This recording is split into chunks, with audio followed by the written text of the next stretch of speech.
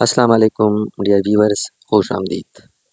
Dear viewers, आज के इस सेशन में हम बात करने जा रहे हैं एक मखसूस तरीक़ाकार के बारे में और उम्मीद करता हूँ कि टीचिंग कैडर के मुख्तलिफ़ असामियों के जो एस्पायरेंट्स हैं उनके लिए आज का सेशन इंतहाई इंटरेस्टिंग होने वाला है। और जिस तरीक़ाकार पे हम बात करने जा रहे हैं वो इन एस्पायरेंट्स के लिए इंतहाई कारआमद होगा। डियर व्यूअर्स, सबसे पहले तो मैं उम्मीद करता हूँ कि आप लोगों ने टीचिंग कैडर के मुख्तलिफ़ असामियों के लिए अप्लाई किया हुआ होगा। यानी आपका जो चांस है किसी भी पोस्ट पर सेलेक्ट होने के लिए, उसके लिए जो पहला शर्त है वो तो ज़ाहिर ही बात है अप्लाई करना है। हमारे पास बच्चे जो हैं वो यहाँ पर थोड़ा सुस्ती का मुज़ाहरा करते हैं और 1-2 पोस्टों के लिए अप्लाई कर जाते हैं। हालांकि अगर हम देख लें तो टीचिंग कैडर के वैरायटी ऑफ पोस्ट यहाँ पे एडवर्टाइज हुई हैं। तो पहला काम आप लोगों ने ये करना है कि जिस पोस्ट के लिए आप लोग एलिजिबल है उनके लिए आप अप्लाई करें। पोस्टों की तादाद कम हो या ज़्यादा हो उसको आपने नहीं देखना है। जहाँ जहाँ आप सूट हो सकते हैं, आपकी एकेडमिक क्वालिफ़िकेशन पूरी हो रही हो, वहाँ पर आप अप्लाई ज़रूर करें। ये पॉइंट आपने ज़हन में याद रखना है कि अप्लाई आपने मस्ट करना है ताकि आपका चांस जो है ना वो तो कन्फर्म हो सके। अब आते हैं उस तरीक़ाकार पे बात करने जिसके मुतालिक हमने ज़िक्र किया। डियर व्यूअर्स, सबसे पहले तो आपने जो है ना टेस्ट के जो कंटेंट होते हैं उसको देखना होगा। जैसे कि यहाँ पर हमारे पास पीएसटी के जो टेस्ट कंटेंट हैं उनको हम देखते हैं कि यहाँ पे इंग्लिश के जो है ना 25% कंटेंट इंग्लिश का शामिल होगा, मैथमेटिक्स का भी 25% है, जनरल साइंस का 20%, सोशल स्टडीज़ का 10%, पेडागोजी का 10%, जनरल नॉलेज जिसमें पाकिस्तान स्टडी और इस्लामियात शामिल है इनका भी 10% है। यानी पीएचडी के पोस्ट के लिए आपको टेस्ट कंटेंट का पता चल चुका है कि ये कंटेंट जो है ये इसके टेस्ट में इंक्लूड है और इन कंटेंट को मैंने तैयार करना है। डियर व्यूअर्स, कंटेंट के बाद वेटेज पे फोकस करना होगा। यानी कि किस कंटेंट को ज़्यादा वेटेज दिया गया है टेस्ट में। सादा अल्फाज में हम कह सकते हैं कि पीएचडी के टेस्ट में कौन से सब्जेक्ट का मवाद ज़्यादा शामिल होगा। तो यहाँ पे जो है इंग्लिश और मैथमेटिक्स जो है ये तमाम बाकी कंटेंट से ज़्यादा इसका कंटेंट शामिल होगा। जैसे कि हमने पहले कहा कि 25% यानी अगर 100 नंबरों का टेस्ट है तो 25 नंबर इंग्लिश के होंगे, 25 नंबर मैथमेटिक्स के होंगे, 20 नंबर जनरल साइंस के होंगे। ये कोई इतना मुश्किल नहीं है कि इसको हम तफसील से डिस्कस करने बैठ जाएं। तो सबसे पहले तो आपने अप्लाई हर हाल में करना है। अप्लाई के बाद टेस्ट कंटेंट को ढूंढना है। टेस्ट कंटेंट में फिर वेटेज पे फोकस करना है कि किस सब्जेक्ट को कितना वेटेज दिया गया है टेस्ट में।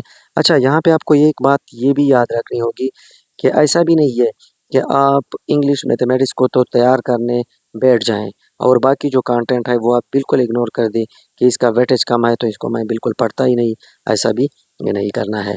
इसका सिंपल मकसद ये है कि इंग्लिश, मैथमेटिक्स और जनरल साइंस को ज़्यादा टाइम देना है और बाकी जो 3 कंटेंट है पीएचडी के लिहाज से मैं बात कर रहा हूँ और ये जो है ना इसको आप एज ए एग्जाम्पल बाकी कैडर के पोस्टों के लिए भी जो है ना ले सकते हैं। सोशल स्टडीज़, पेडागोजी और जनरल नॉलेज के लिए जो है ना वो मैंने कम टाइम देना है। अब आते हैं तैयारी की कि हमने किस तरह प्रिपरेशन करना है। डियर व्यूअर्स, पीएचडी के लिए तीसरी, चौथी और 5वीं जमात के जो टेक्स्ट बुक्स हैं यानी जो गवर्नमेंट की तरफ से स्कूलों को दिए गए हैं, इन टेक्स्ट बुक से आप लोगों ने पीएचडी के लिए तैयारी शुरू करनी है। ज़ाहिर बात है पीएचडी के लिए अगर आप थोड़ा आगे जाएं यानी 6ठी, 7वीं, 8वीं की बुक्स भी अगर आप साथ में स्टडी करें, अगर आपके पास टाइम हुआ तो ये आपके पास एक प्लस पॉइंट हो जाएगा।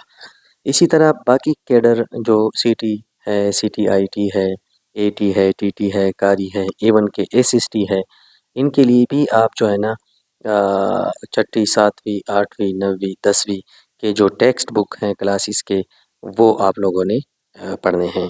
अगर मैं इन तमाम कैडर की बात करूं तो तीसरी चौथी जमात से लेकर 10वीं जमात तक के जो टेक्स्ट बुक्स हैं इनको आप लोगों ने पढ़ना है। आगे हम बात करेंगे कि इसको किस तरह पढ़ेंगे, लेकिन इस इन कंटेंट से जो है ना आप इन तमाम कैडर के पोस्टों के लिए तैयारी कर सकते हैं और बहुत खूब तैयारी कर सकते हैं। अच्छा, अगर आपको मार्केट से या इधर-उधर से कोई बुक या मटेरियल वगैरह मिलते हैं तो और आप उनको मौज़ू पाते हैं तो उनसे भी आप तैयारी कर सकते हैं। लेकिन इन टेक्स्ट बुक्स को आपने इग्नोर बिल्कुल भी नहीं करना है। बाकी मटेरियल को आपने एज़ अ सक्सेसरी मटेरियल लेना है, यानी वो आप पढ़ सकते हैं, लेकिन बुनियादी तौर पर आपने तैयारी जो है ना वो इन टेक्स्ट बुक्स ही से करनी है। इन टेक्स्ट बुक्स में इतना मवाद है कि ये आपको मार्केट के किसी भी बुक में जो है ना नहीं मिल सकते, ख्वाह वो जनरल नॉलेज के मुतालिक हो, ख्वाह वो टेक्स्ट बुक्स में किसी स्पेसिफिक सब्जेक्ट से रिलेटेड हो, बहुत सारा मवाद इसमें दिया गया है। अब आते हैं तैयारी की तरफ। तो डियर व्यूअर्स, सबसे पहले हम जो है ना जनरल साइंस की बात करते हैं। जैसे कि मैंने पहले कहा कि हम फोकस पीएसटीपी करेंगे और इसको आप एज एग्जाम्पल दीगर पोस्टों के उसके लिए भी तैयारी के लिए भी ले सकते हैं। अब जनरल साइंस का जो है ना 20% वेटेज है, तो जनरल साइंस को भी आप काफ़ी टाइम देंगे। तो डियर व्यूअर, जनरल साइंस में सबसे पहले आप जाएंगे ग्लॉसरी को। ग्लॉसरी में आप जाएंगे, मिसाल के तौर पर चौथी क्लास के जनरल साइंस बुक में ग्लॉसरी में आप आ गए। अब ग्लॉसरी में आपको ऐसे 10, 15 या 20 टर्म ज़रूर मिलेंगे जो पीएचडी टेस्ट के लिए जो है ना उनके एमसीक्यूज़ के लिए वेरी इम्पोर्टेंट होंगे। ये जब आप जाएंगे क्लासरी में तो आपको तब महसूस होगा कि बाकी यहाँ पे ऐसे 10, 15 टर्म्स हैं जो एमसीक्यूज़ के लिए अहम हो सकते हैं। वहाँ से टर्म्स जो है ना उठाकर अपने लिए रजिस्टर में आपने वो लिखने हैं, क्योंकि जब आप टर्म्स को पढ़ते हैं और उनको बाद अपने लिए रजिस्टर में लिखना शुरू कर देते हैं तो ये आपकी मेमोरी में जाकर महफूज हो जाते हैं। दूसरी बात, जो एक्सरसाइज हैं, हर चैप्टर के एक्सरसाइज को, ख्वाह उनमें एमसीक्यूज हो, शॉर्ट आंसर्स हो या दूसरे किस्म के क्वेश्चंस हो, उन सब को आपने सॉल्व करना है और उनको भी अपने लिए आपने रजिस्टर में लिखना है। तीसरी बात, हर चैप्टर के हर सफ़े से आपने 3, 4, 5 जितने भी एमसीक्यूज आप समझते हैं कि ये स्टेटमेंट जो है ये एमसीक्यूज पॉइंट ऑफ व्यू से इम्पॉर्टेंट है, उनसे आपने एमसीक्यूज तैयार करने हैं और वो भी आपने रजिस्टर पर लिखने हैं।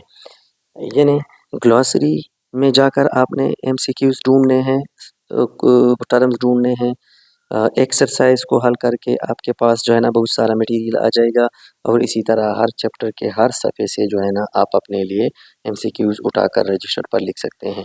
मिसाल के तौर पर अगर एक चैप्टर के 10 पेजेस है तो ज़ाहिर बात है आपके पास 30 to 50 एमसीक्यूज हर चैप्टर के आ जाएंगे। जब इस तरीके से आप हर क्लास के जनरल साइंस, हर जमात के जनरल साइंस की बुक को तैयार करेंगे तो आपके पास कोई जो है ना वो नहीं आएगा कि ऐसा एमसीक्यूज नहीं आएगा जिसको आप सॉल्व नहीं कर सकेंगे। डियर व्यूअर्स, ये तो हुई जनरल साइंस की बात। बाकी जो सब्जेक्ट्स हैं जिनमें इस्लामियात शामिल है, सोशल स्टडी शामिल है, मुताला पाकिस्तान शामिल है, उनके लिए भी आपने यही तरीक़ाकार इस्तेमाल करना होगा। अब अगर आप समझते हैं कि टेस्ट के लिए टाइम कम है और मैं इन सब को जनरल साइंस की तरह नहीं कर सकूँगा क्योंकि इनका वेटेज भी थोड़ा कम है, तो ये एक रिस्क होगा, लेकिन उधर आपकी मजबूरी है, टाइम की कमी है, तो आप इस तरह कर सकते हैं कि ग्लॉसरी से, हर चैप्टर की के पॉइंट से और हर चैप्टर के एक्सरसाइज, ये तीनों चीज़ें आप लोगों ने मस्ट जो है ना देखने हैं और उनसे एमसीक्यूज तैयार करके अपने लिए रजिस्टर पर लिखने हैं। मैं फिर वही बात करूँगा कि इन सब्जेक्ट्स के लिए भी आप वही जनरल साइंस वाला तरीक़ाकार इस्तेमाल करें, लेकिन अगर आपके पास टाइम की कमी है तो आप उनके ग्लॉसरी, उनके एक्सरसाइज और हर चैप्टर के जो की पॉइंट्स हैं उनसे आप अपने लिए एमसीक्यूज जो है ना तैयार करके आप पेपर को अच्छी तरीक़ा से, टेस्ट को जो है ना अच्छे तरीके से हल कर पाएंगे। अब आते हैं पेडागोजी की तरफ। डियर, पेडागोजी के मुतालिक हमारे पास मार्केट में बहुत सारे एमसीक्यूज बेस्ड बुक्स अवेलेबल हैं। ये आपको फ़ायदा तो दे सकता है, अब मैं ये नहीं कहता कि कोई फ़ायदा नहीं देता, फ़ायदा ज़रूर देता है, लेकिन पेडागोजी के लिए मैं कंसेप्चुअल उसकी बात करूँगा कि पेडागोजी आप ऐसे बुक से पढ़ें जो आपके कंसेप्ट को क्लियर कर रहा हो। मिसाल के तौर पर असेसमेंट और एवोल्यूशन में क्या फ़र्क है, करिकुलम डेवलपमेंट क्या होता है, करिकुलम डिज़ाइन क्या होता है। ज़ाहिर बात है हमारे पास ना इतना टाइम होता है, ना हमारे पास इतना मवाद होता है कि हम पेडागोजी पे कंसेप्चुअली जो है ना अबूर हासिल करें। तो यहाँ पर मैं आप लोगों के लिए रिकमेंड करूँगा कि अल्लामा इकबाल ओपन यूनिवर्सिटी के किसी भी कोर्स, पाओ बीएड का हो, एमएड का हो या एसोसिएट डिप्लोमा इन एजुकेशन का कोर्स हो, उसको कहीं से आप ढूंढ लें और उसको पढ़ लें, तो आपका जो है ना पेडागोजी पे कंसेप्ट क्लियर हो जाएगा कि असेसमेंट क्या है, एवल्यूशन क्या है, पेडागोजी बेसिकली क्या है और इनमें एजुकेशन के कौन कौन से मेन कंसेप्ट्स जैसे करिकुलम एंड इंस्ट्रक्शन है, असेसमेंट एंड एवल्यूशन है, एजुकेशनल टेक्नोलॉजी है, एजुकेशनल साइकोलॉजी है, एजुकेशनल फ़िलासफ़ी है, इसके अलावा लर्निंग थियरीज़ है, उनके मॉडल्स है, एटसेट्रा एटसेट्रा। ये सब कुछ पे आपका कंसेप्ट जो है ना ये क्लियर हो जाएगा। अगर हम इंग्लिश और मैथमेटिक्स की बात करें तो डियर व्यूअर्स, इंग्लिश के लिए न सिर्फ इन टेस्टों की तैयारी के लिए बल्कि इंग्लिश को वैसे सीखने के लिए अगर आप चौथी जुमात से लेकर 10वीं जुमात तक के इंग्लिश के बुक्स के जो ग्रामर सेक्शन है ना, उनको जब आप पढ़ेंगे तो आपको अंदाज़ा होगा कि मार्केट में अवेलेबल किसी भी बुक के मुकाबले में जो है ना ये ग्रामर किसी भी तरह कम नहीं है जो इनमें डाला गया है या जो हमारे टेक्स्ट बुक में शामिल किया गया है। अगर मैं सिंपल वर्ड में कहूँ, इंतहाई इंटरेस्टिंग है, इंतहाई आसान है और टू द पॉइंट है।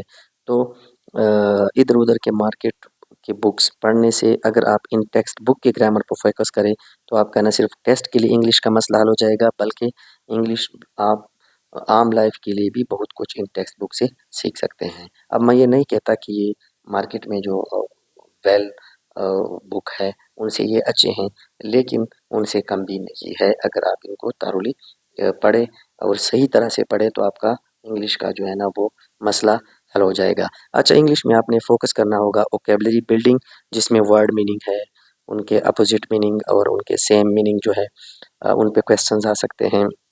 इसी तरह सेंटेंस स्ट्रक्चर भी क्वेश्चन आ सकते हैं, पार्ट्स ऑफ स्पीच आ सकते हैं, टेंसेस और टेंसेस का जो फंक्शनल अप्रोच है, direct indirect passive voice active voice, ये तमाम जो है ना इन पे आपने फोकस करना होगा। और इसके लिए मैं दोबारा वही बात कहूँगा कि इन ही टेक्स्ट बुक पे आपने फोकस करना है इन टीचर्स के टेस्ट के लिए। टेक्स्ट बुक में जो ग्रामर का सेक्शन है और जो वोकैबुलरी बिल्डिंग के जो वर्ड्स दिए गए हैं उनको आप लोगों ने याद करना है। मैथमेटिक्स के लिए भी मैं ही वो यही टेक्स्ट बुक का जो मवाद है यही अ, इन पे आपने फोकस करना होगा। डियर व्यूअर्स, ये तरीक़ाकार जो है इसको अगर आप अपने स्ट्रेटजीज़ के साथ यानी आपका जो अपना तरीक़ाकार है, आपका जो अपना स्ट्रेटजी है, उनके साथ अगर आप इंटीग्रेट करेंगे तो मैं उम्मीद करता हूँ आप लोग इसे फ़ायदेमंद पाएँगे और टेस्ट में आपके अच्छे मार्क्स जो हैं वो आएँगे। डियर व्यूअर्स, अप्लाई आपने हर हाल में करना है। अगर मैं नर्सरी में कहूँ, बहुत सारे पोस्टों को अप्लाई आपने करना है ताकि आपके पास चांस जो है वो महफूज हो। फिर कंटेंट को ढूंढना है, कंटेंट के बाद वेटेज पे फोकस करना है। वेटेज का मकसद ये नहीं है कि आपने जिनके कम पोर्शन है उनको आप बिल्कुल इग्नोर करें। इसका सिंपल मकसद ये है कि किस कंटेंट पे ज़्यादा फोकस करना है और साथ में बहुत सारे रजिस्टर जो है ना वो आपने तैयार करने हैं।